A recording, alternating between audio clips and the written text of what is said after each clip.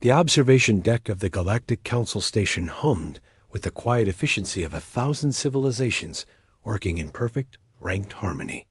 Ambassador Elena Rodriguez pressed her palm against the reinforced viewing port, watching cargo. Ships drift past like mechanical fish in the void. Each vessel bore the distinctive markings of its species tier classification, a system as natural and immutable as gravity itself. Or so she'd been told. Magnificent, isn't it? High Predator.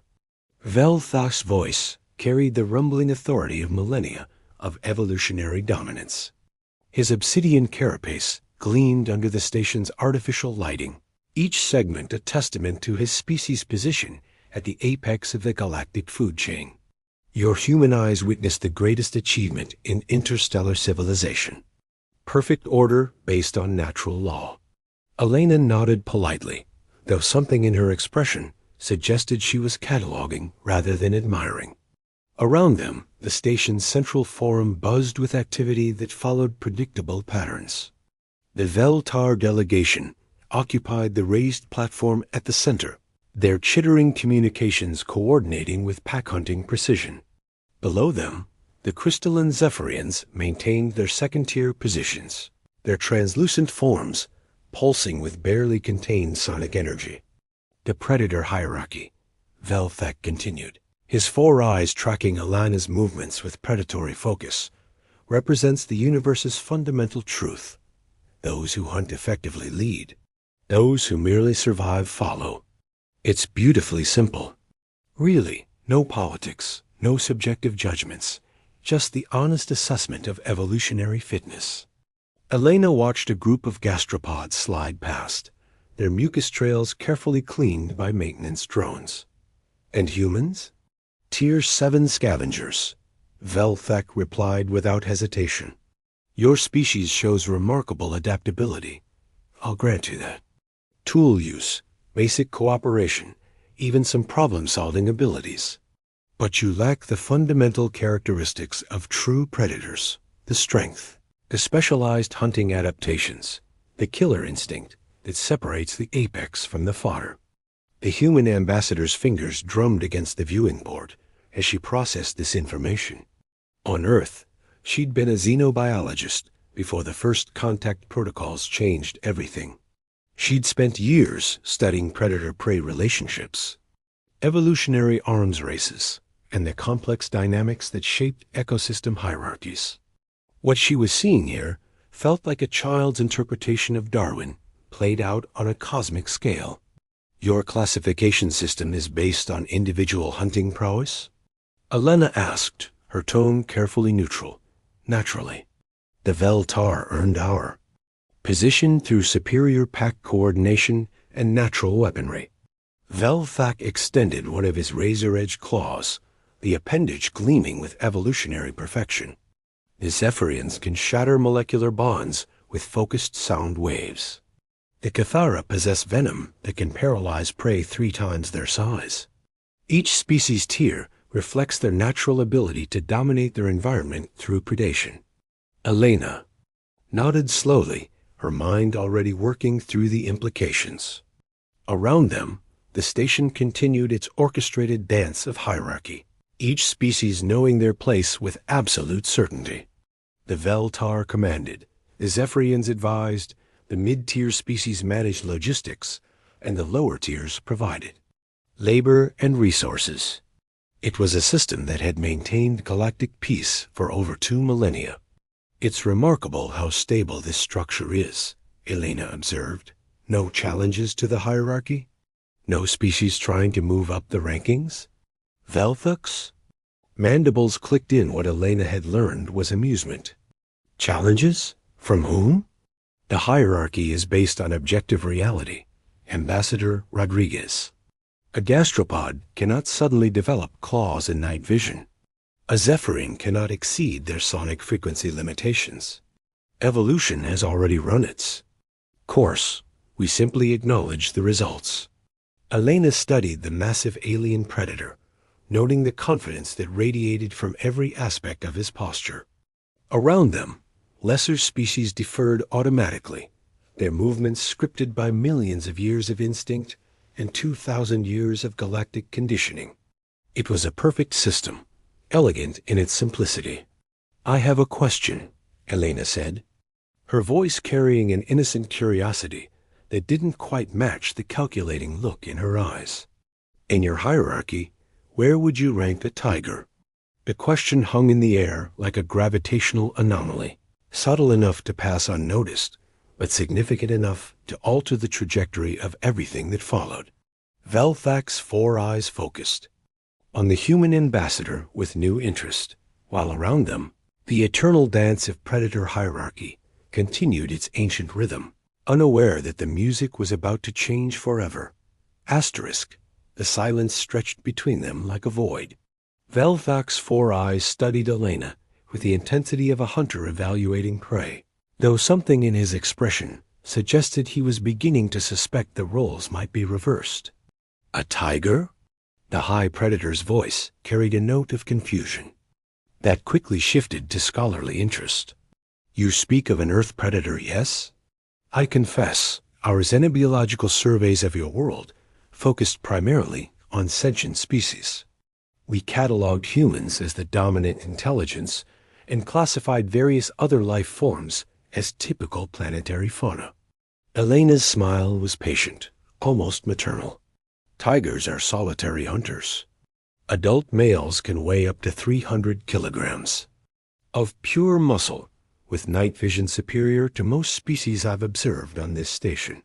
They possess retractable claws designed for gripping and tearing, jaws capable of crushing bone, and reflexes that allow them to strike faster than most. Beings can perceive." Around them, the station's carefully orchestrated hierarchy continued its eternal dance. A group of Veltar younglings practiced combat formations near the observation deck, their movements precise and deadly. Yet Elena noticed how they relied on pack coordination, how their individual prowess was amplified by group tactics. "Impressive," Velthak admitted, his mandibles clicking thoughtfully. "Based on your description, such a creature would rank perhaps tier 4 or 5, certainly above your human classification." "Tigers aren't our apex predator," Elena continued, her tone conversational. "That would be the orcas, what humans call killer whales. They hunt in coordinated pods, possess echolocation that can map environments through solid matter, and have been observed engaging in what we call play with their prey. They're intelligent enough to develop distinct hunting cultures that they pass down through generations." The high predator's posture shifted slightly, his evolutionary instincts recognizing something significant in Elena's words. "Your planet hosts multiple apex predators?" "Dozens." Elena gestured toward the viewing port, where cargo ships continued their predictable patterns. "Great white sharks that can detect electrical fields from living creatures. Polar bears that can hunt seals through meter-thick ice. Saltwater crocodiles that can remain motionless for hours before striking with enough force to shatter titanium. Each ecosystem on Earth hosts its own apex predators, perfectly adapted to their environment." Velthak's claws extended unconsciously, a defensive response to information that challenged his understanding of natural order. "Yet humans dominate this world of super predators. Your species must possess extraordinary combat abilities we failed to detect." Elena laughed, a sound that carried genuine warmth despite the implications of her words. "Humans aren't predators at all. High predator. We're the species that learned to make predators irrelevant." The concept hit the alien like a physical blow. His 4 eyes widened, and for the first time in their conversation, his absolute confidence wavered. "Irrelevant? But the hierarchy is based on a fundamental misunderstanding," Elena interrupted gently. "You've built your entire civilization on the assumption that predatory ability equals dominance. But what happens when a species transcends? A predator-prey relationship entirely?" Before Velthak could respond, Elena activated her personal data pad. The holographic display showed images from Earth, humans swimming alongside great white sharks, their movements calm and unafraid. Children feeding massive grizzly bears from their hands. Trainers working with tigers, the great predators responding to simple voice commands. "We don't hunt these creatures," Elena explained, her voice carrying the weight of revelation. "We made them into pets." The implications crashed through Velthek's consciousness like a sonic pulse from a zephyrian. Around them, the station's hierarchy continued its ancient patterns, unaware that the foundational principles of galactic civilization were crumbling in real time. "Impossible," Velthek whispered, but his voice lacked conviction. "The natural order is something humans left behind about 10,000 years ago," Elena finished. "We domesticated wolves into dogs, turned auroch into cattle, and made elephants perform in circuses. The question isn't where tigers rank in your hierarchy, high predator. The question is, what tier do you assign to the species that turned an entire planet of apex predators into their personal zoo?" The emergency session of the Galactic Council convened within 12 hours of Elena's revelation, though emergency hardly captured the existential crisis rippling through the station. Species that had accepted their positions in the hierarchy for millennia suddenly found themselves questioning everything they thought they knew about natural order.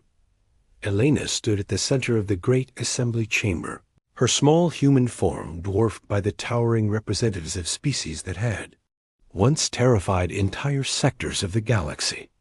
The irony wasn't lost on her. She was about to demonstrate human dominance while being physically inferior to virtually every being in the room. Ambassador Rodriguez, High Predator Velthek's voice carried across the chamber, though it lacked its usual commanding authority. "The Council requires proof of your claims. What you suggest challenges 2 millennia of established science." Elena nodded respectfully. "I understand the magnitude of what I'm proposing. Perhaps a demonstration would be more convincing than words." She activated her personal communicator, and the chamber's main display screen flickered to life. The image showed a vast arena on Earth, not the sterile confines of the space station, but an open environment where genuine predators moved with lethal grace. "This is the Masai Mara," Elena explained, her voice carrying easily through the chambers. "Acoustics. One of Earth's most dangerous ecosystems. The human you're about to see is my nephew, Carlos. He's 16 years old and weighs approximately 70 kilograms. The screen showed a teenage boy walking calmly through tall grass, his movements unhurried and confident. Around him, shapes moved in the shadows, predators that the Council's xenobiologists would have classified as apex hunters on any world. "Lions," Elena continued. "African lions. The males can weigh over 200 kilograms and possess all the natural weaponry your hierarchy values: claws, fangs, pack coordination, and an evolutionary history of successful predation spanning millions of years." The Council watched in stunned silence as the boy approached the pride of lions. The great predators looked up with mild interest, their expressions more curious than aggressive. One of the females, a magnificent creature that would have sent Velthek's combat instincts into overdrive, approached the human child. "Observe," Elena said quietly. The lioness rubbed against the boy's legs like an oversized house cat. Carlos scratched behind her ears, and the apex predator's purr rumbled across the chamber's audio system. Other lions approached, seeking attention. From the small human who showed no fear, carried no weapons, and displayed none of the threatening behaviors that should have marked him as either predator or prey. "This is impossible," whispered Counselor Zephyra, her crystalline form pulsing with agitation. "Those creatures should be attacking. The human shows no dominant behaviors, no threat displays." "Exactly," Elena replied. "Carlos isn't dominating. These lions, he's simply irrelevant to their predatory instincts. They've learned that humans exist outside the traditional predator-prey relationship. The display changed, showing new footage. This time, the setting was an ocean environment, where massive shapes moved through the water with fluid grace. The camera focused on a small boat where a human figure prepared to enter the water. "Great white sharks," Elena announced. "Apex predators of Earth's oceans. Electroreception, incredible speed, jaws that can exert over 18,000 newtons. Of bite force. The human you're about to see is Dr. Sarah Chun, a marine biologist who weighs 55 kilograms and has no natural weapons whatsoever." The council watched in horrified fascination as the human woman slipped into the water. The sharks, creatures that should have triggered every survival instinct in the chamber, approached with what could only be described as curiosity. Dr. Chun moved among them with casual confidence, her small hands touching their flanks as they glided past. "She's not fighting them," Elena explained. "She's not fleeing from them. She's simply swimming with them." The sharks recognize her as something outside their normal categories. Not prey, not rival predator, but something else entirely. Velthuk's claws scraped against his speaking platform. "What are you saying? That humans are somehow ... beyond predation?" Elena's expression grew serious. "I'm saying that your hierarchy is based on a stage of evolution that humanity passed through thousands of years ago. You've built your entire civilization on the assumption that predatory ability equals dominance. But what happens when a species learns to transcend predation entirely?" The chamber fell silent except for the hum of life support systems. Representatives of apex predator species throughout the galaxy stared at the impossible footage, their worldviews crumbling in real time. "This changes everything," Counselor Zephyra whispered, her form flickering between different crystalline configurations as she processed the implications. Elena nodded gravely. "It does. And we haven't even discussed the really dangerous species." "On my planet yet?" The council chamber had transformed into something resembling a war room, with species that had been allies for centuries now eyeing each other with suspicious uncertainty.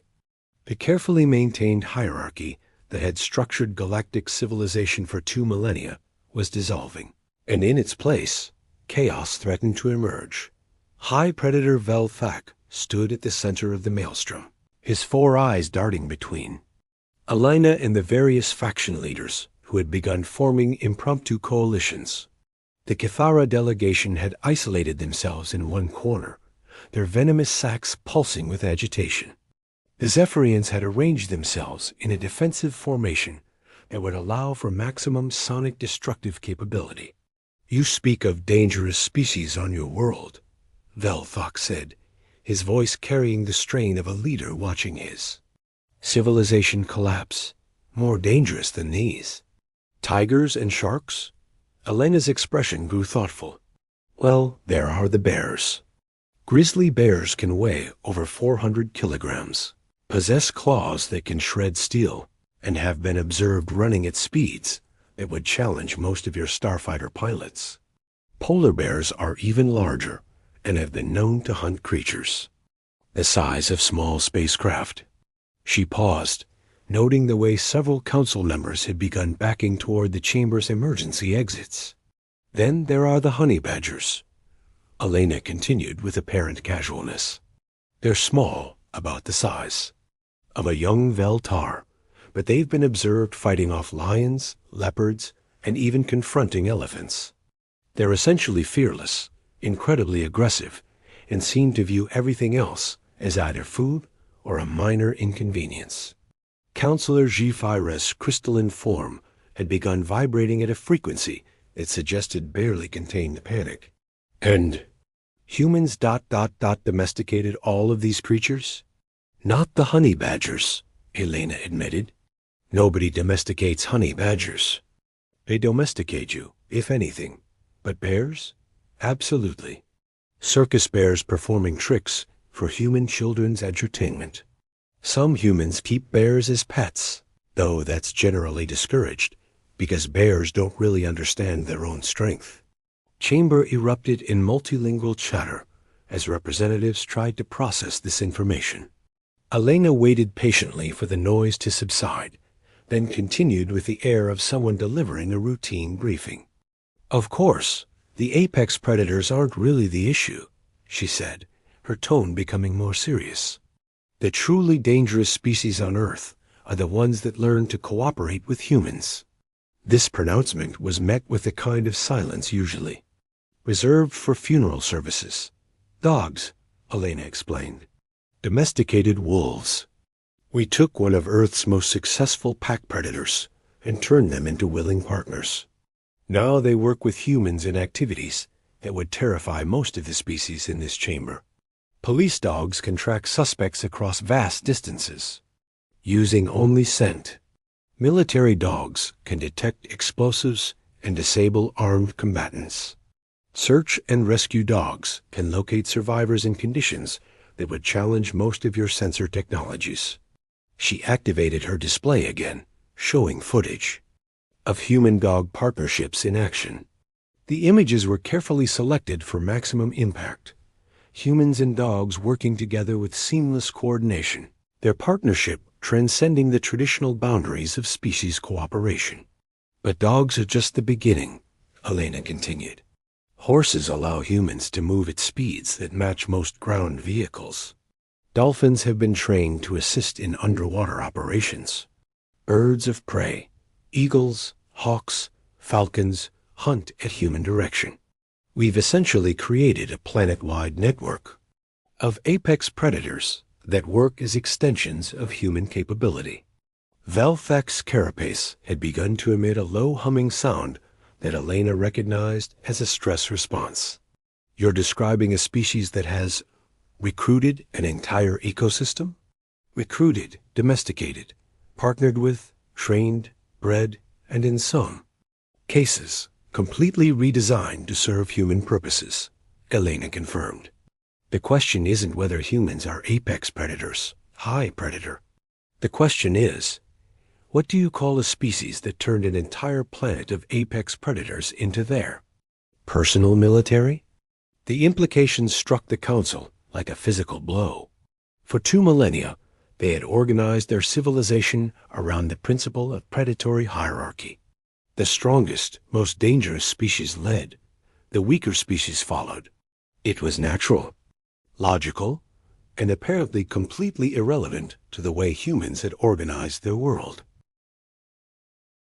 "This is why your surveys classified us as scavengers," Elena continued, her voice gentle but implacable. "You were looking for individual predatory capabilities. But humans don't need to be predators. We have tigers, bears, sharks, and wolves to handle that for us." The chamber fell silent as the representatives contemplated a truth that shattered their fundamental understanding of natural order. Elena stood quietly at the center of the chaos, a small human surrounded by the greatest predators the galaxy had ever produced, and somehow, impossibly, she was the most dangerous being in the room. "What happens now?" Velthak asked, his voice barely above a whisper. Elena smiled, though there was something in her expression that suggested she had been anticipating this question. "Now we discuss what Tier 7 really means in a galaxy where the hierarchy has been completely backwards from the beginning." 3 months after Elena's revelation, the Galactic Council Station had been transformed into something unprecedented in its 2,000-year history, a place where hierarchy was being voluntarily dissolved and rebuilt from the ground up. The great assembly chamber buzzed with nervous energy, as species that had never spoken to each other as equals now found themselves engaged in complex negotiations about the future of galactic civilization. Elena stood at the primary podium. No longer the curiosity piece representing a scavenger species, but rather the architect of a new understanding of power dynamics. Around her, the greatest predators in the galaxy waited for her words with the kind of attention usually reserved for imminent threats. "The question before us," Elena began, her voice carrying easily through the chamber's acoustics, isn't whether the old hierarchy should be abandoned. Recent events have demonstrated that it was never accurate to begin with. The question is, what do we build in its place? High Predator Velthok, his title now seeming more ceremonial than descriptive, shifted. In his speaking alcove, Ambassador Rodriguez, your species has demonstrated capabilities that challenge our understanding of natural order. But surely you don't suggest that humans should simply assume leadership of the galactic community. Elena's expression grew thoughtful. Actually, that's exactly what I'm here to discuss. Not human leadership, but human responsibility. She activated the chamber's display system, showing a series of images that had become famous throughout the galaxy. Humans working alongside animals that should have been either predators or prey, but were instead partners in activities that ranged from the mundane to the miraculous. Earth represents a successful experiment in trans-species cooperation, Elena explained. We didn't achieve dominance through superior predatory ability. We achieved it through superior cooperative ability. The question is, can this model be scaled up to include the galaxy? Counselor Zephira's crystalline form pulsed with cautious interest. You're suggesting ... partnership? Between species that have maintained hierarchical relationships for millennia? I'm suggesting that the reason galactic civilization has remained stable for 2,000 years is because it was based on fear rather than cooperation, Elena replied. Fear of those above you in the hierarchy. Fear of losing your position. Fear of challenging the natural order. But fear-based systems are ultimately fragile.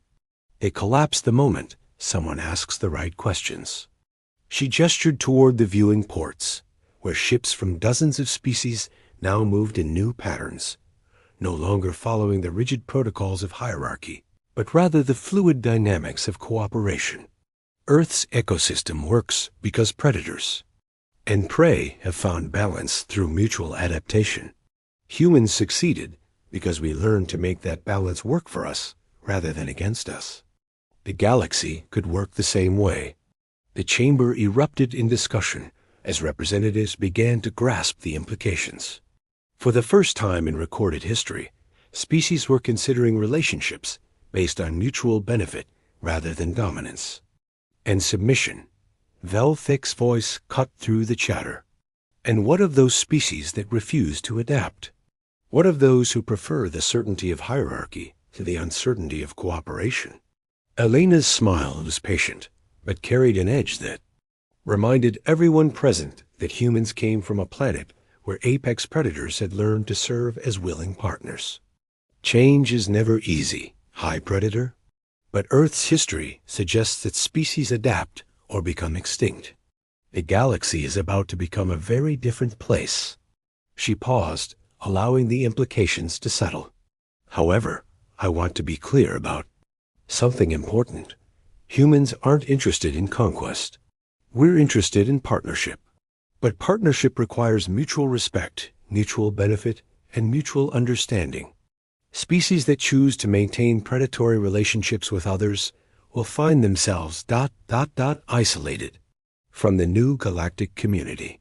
The threat was delivered with the same casual tone Elena had used to describe honey badgers, but its implications were clear. Humans had demonstrated the ability to turn entire ecosystems into cooperative networks. The galaxy was simply the next ecosystem to be organized.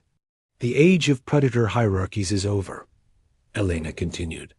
The age of cooperative networks has begun. The question each species must answer is, do you want to be part of building something new, or do you want to be left behind in something that no longer exists? As the chamber buzzed with the excitement of impending transformation, Elena looked out at the species that had once classified humans as scavengers. They were about to learn that scavengers were simply the species that survived when all the mighty predators had passed into extinction. The galaxy was about to become a very interesting place indeed. End of the Apex Fallacy ***.